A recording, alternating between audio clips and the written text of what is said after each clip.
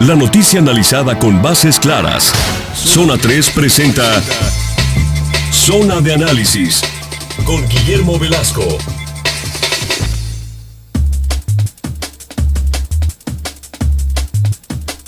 Qué bueno que sigue con nosotros, @Zona 3 Noticias, @G Velasco B, mi cuenta personal a sus órdenes. Preocupa la violencia previa a que dé inicio el proceso electoral.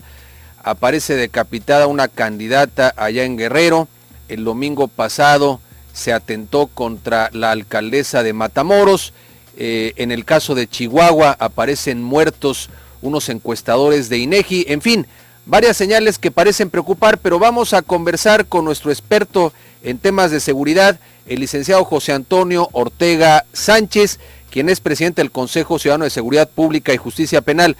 Estimado José Antonio, bienvenido, ¿cómo te va? Bien, Guillermo, buenas noches. Oye, pues, ¿cuál es tu lectura de todas estas señales, estos crímenes, estos atentados, pues ya prácticamente a 3 semanas de que dé arranque el proceso electoral?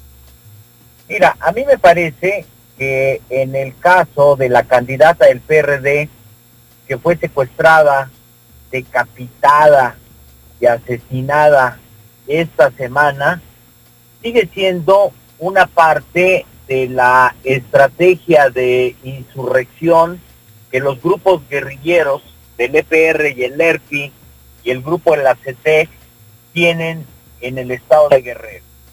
Ellos han venido amenazando con que no va a haber elecciones y cada vez tenían menos personas en sus movimientos, en sus mítines, etcétera.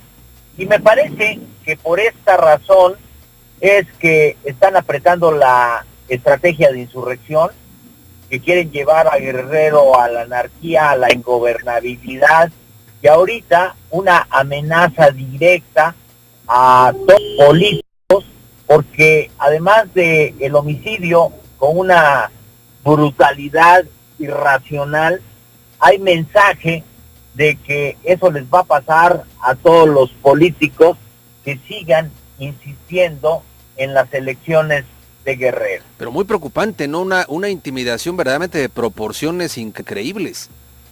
Sí, claro, pero así de intimidante también es la toma del Congreso, la toma del aeropuerto, el camión que les aventaron a la Policía Federal, o sea, todos los actos, el enfrentamiento al ejército mexicano, ahí el 12 de enero en las instalaciones del 27 Batallón de Iguala. O sea, son actos que están dentro de la provocación, intimidación, amedrentamiento de la autoridad, que quieren ver una autoridad disminuida, debilitada, una autoridad que prácticamente termine de doblar las manos para que no haya elecciones, y al no haber elecciones no va a haber candidatos elegidos y no va a haber autoridades que al finalizar el periodo del gobernador, de los presidentes municipales, de los diputados, etcétera, como no va a haber quien tome posesión porque no hubo elecciones, ellos apoderarse completamente del estado de Guerrero. José Antonio Ortega, ¿y ves un escenario similar ante lo que pasó en Matamoros cuando el domingo pasado se intenta pues matar a la presidenta municipal? No, ahí veo otro escenario. Ahí veo a una presidenta municipal, a una alcaldesa, Leticia Salazar, la conozco, echada para adelante, realmente comprometida y con voluntad política de recuperar la paz en el estado, con acciones muy claras de gobierno desde que inicia para ir erradicando a los carteles que operan en Matamoros y que están vinculados con los Zetas y el cartel de El Golfo. Y ahí yo lo que veo es acciones para intimidarla, para amenazarla, no para asesinarla, sino son para intimidarla y para que deje la operación de los grupos de crimen organizado que siguen estando ahí en Matamoros, Ella desde un principio corrió a todos sus policías porque estaban vinculados con el crimen organizado y tomó una guardia de la Marina Armada de México, se apoyó en la Marina Armada de México y ojalá que ahora con este atentado pueda también utilizar los buenos servicios del ejército mexicano que están ahí, que están dando la batalla, pero que el escenario que pasó en Tamaulipas con ella es diferente al de Guerrero y lo veo más bien en una amenaza, en una intimidación a Leticia Salazar por su voluntad política, por su valentía y por su compromiso con la sociedad. Ahora, José Antonio, el secretario de Gobierno habló de una supuesta confusión, cosa que inmediatamente la alcaldesa desestimó, dijo esto no es una confusión, iban claramente contra mí. ¿Qué opinas?